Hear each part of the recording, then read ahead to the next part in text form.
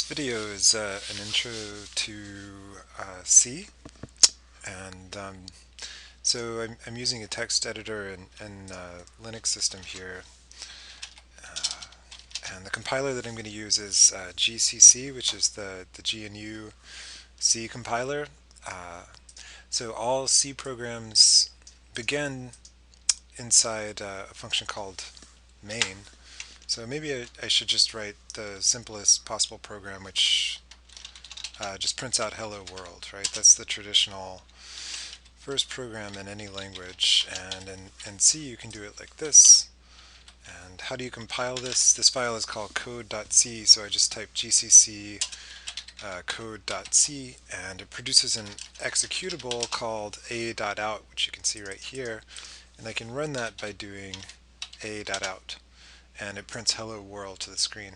If I want to call that something besides a.out, I can put in -o. If I want to call it prog or something, I could call it prog. Now the program is called prog instead of a.out, and I'm going to remove a.out so I don't accidentally type that again in the future. This function puts stands for put string, so this is just printing a string literal to the screen. So I'm making this video for people that are coming from a background in Python, so I want to introduce the differences between Python and C. So one difference is that C has a function which is the entry point. You can write a main function in Python if you want to, but of course you don't have to. And so even if you've only seen Python, you recognize this as a function because of the function decorators. Something that's a little bit different is this int that gives the return type of the function. Every function in C has to have an explicit return type. Int stands for integer, so it's a whole number, and could be in decimal, could be in hexadecimal. If I want a decimal number, I can do it like that. If I want a hexadecimal number, I can do it like that. Oops, sorry. And so you can print these things out in various formats too. And so the workhorse output function is printf. So puts can work for literal strings, but if you want to output formatted output like a number or something, you have to use printf. So this prints out the variable a, redefinition of a, right?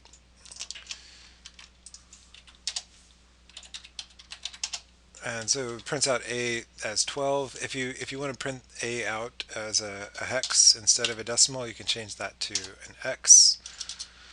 And don't break your program at the same time, like me. So that prints it out as C. So 12 is the hexadecimal number C. That makes sense. What about AA? So AA should be 41 in hex, right? And it still is.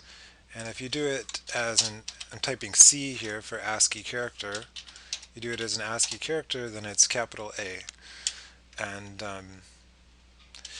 right, so those are the main different ways of doing it. There are a lot of these output codes. So let me see if I can just put this on the screen here. So when I'm doing that little percent sign, there are all these possibilities. You just saw I use D for a decimal number. There's also octal, and X is for hexadecimal. There are these things called long, and there are signed and unsigned things and floats. Let me go through and talk about those. So the main difference, there are several different integer types. So some common integer types are int, long, and short, and char. So these are used to represent whole numbers. The main difference between all of those is how many bytes each of them are. So this char is just 1 byte, and short is 2 bytes, int is 4 bytes, and long is 8 bytes. So those things are not really hard-coded, but they've been the same for a few years now. But it's not specified in the C standard that they have to be like that, it would break a lot of programs if they started making char like 3 bytes or something. I'll probably never do that. But so let's just look at those. So I'll do printf, and here I'll do, I think the way, just bear with me here for a second, ZD, and I'll do this for a few times.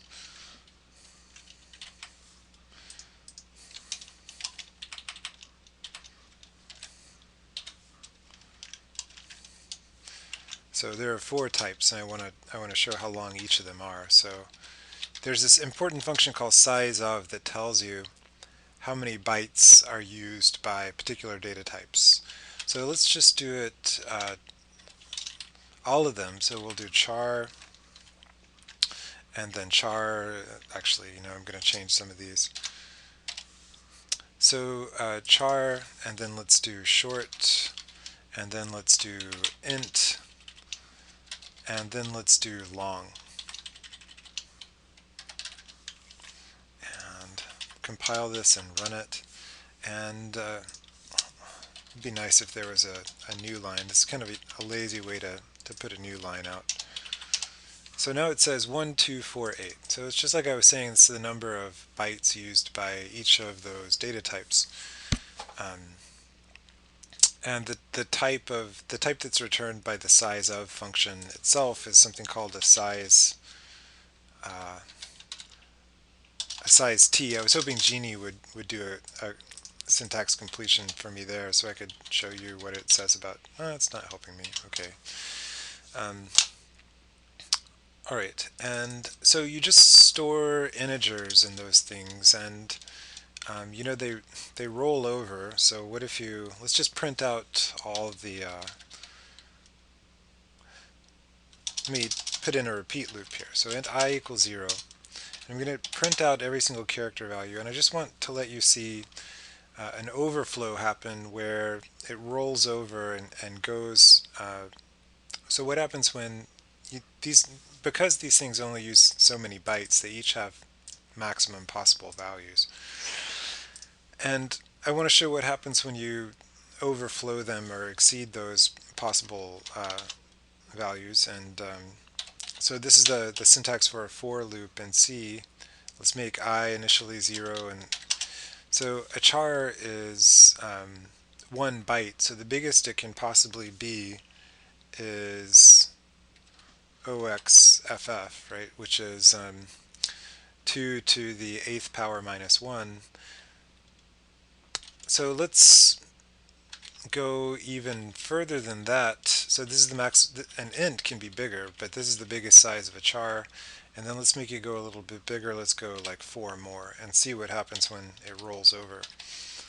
So here we go. I guess I need a char, don't I? I need a char to be working with. So here's char c equals 0. And let's print out as a decimal number that character. And okay, so let's see. Oh, we have to also increment it up. It's a fast way to add 1 to a number in C is just to use plus plus. And so if C++ is sort of a programming joke because it's right. So here's what happens. So you can see that when it gets to -1, it's really this -1 is in 2's complement the same thing as 255. I could have made this an unsigned char. And then it doesn't use the 2's complement representation. It just goes all the way up to 255. So if you don't know what I'm talking about, you might want to Google 2's complement. It explains the relationship or how negative numbers are encoded, and one of the bytes stands for the negative sign. It's a little bit more complicated than that, but I'm not going to talk about that now. So exactly the same thing would happen with these other types with shorts and ints. We could make those roll over also. but it's kind of nicer with a char because it happens at 256, which is a relatively small number. You don't want to do that with an int where it's going to be 2 to the 32nd power minus 1, which is some real big thing. So what is that going to be? So let's look at this calculator. So if you do 2 to the 32nd power minus 1, it's that number. So that's the biggest value that an int could possibly be. And similarly, the biggest number that a long could possibly be, I guess I should say unsigned, right? These should be the unsigned versions. So the biggest an unsigned long could ever be is this, which is quite a bit bigger. And then there's some exotic data types that are more than 8 bytes, and you can represent even bigger numbers. But a good thing to keep in mind is that the range of an integer is about 4 billion. So an integer can represent things up to about 4 billion, or between negative 2 billion and positive 2 billion if it's signed. So what else? Let's play a little bit more with. Should we go on to these other? Let's go on to these other data types. So we've talked about signed and unsigned, and chars. Char pointer, that's a little bit complicated. We'll have a longer video on that later. Let's do floats. So floats are just decimal point numbers. And if you're doing sort of discrete mathematical type things like we're mostly going to be doing in our class, the floats are not going to matter as much, but it's still, occasionally it's useful to be able to work with decimal numbers. So what about 2.718281828, and then we'll print that guy out. And the formatting that prints out a float is F, and so we can print it out like this. And let me quit BC and compile, and I forgot a semicolon. Every line ends with a semicolon.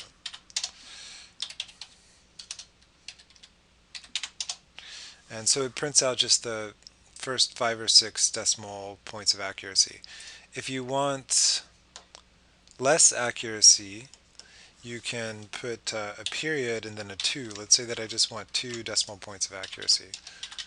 Then it rounds it off like that. If I want to put some leading zeros in, I can put some things like that. It doesn't like that. What about if I do something like this? And yeah, sorry, I thought that would work, but it doesn't. So how many bytes does a float use? A float uses 4 bytes, and remember you can make the system tell you that by doing something like this, size of float. And instead of d, it needs to be zd because the type that's returned by that function is size t. And here this tells you that it uses 4 bytes. There's something called double that uses twice as many bytes. It uses 8 bytes. You still use the F to print it out, but you get more precision. So as a rule of thumb, float has 6 decimal points of accuracy, and double has about 15 decimal points of accuracy, and you use them to represent real numbers. So, right. Something you want to be careful about is integer division, which works in C like it does in Python 2. If we do 1/2, it thinks that it's 0. So do you see what happened there? I defined f to be 1/2, but it considers it to be 0. That's because if you do integer division, how many times does 2 go into 1 as a whole number? 0 times, and so it rounds it off to 0. But you can stop that from happening by typing 1.0 here. That lets the system know that you mean it to be a decimal number. Another thing you can do is something called a typecast. So that converts the integer version to a float version, and you get the correct answer in that case too. All right. So we've been through all this stuff. These G and E, I've never used these things before in my life.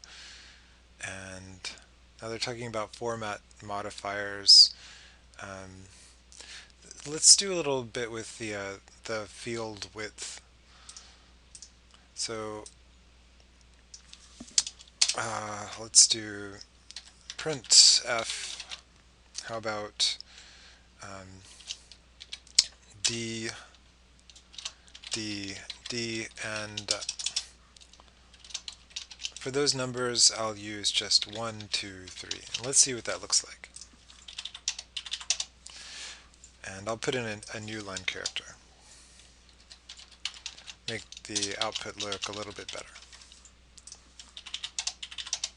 So they've got one space between them, and the space between them is this space.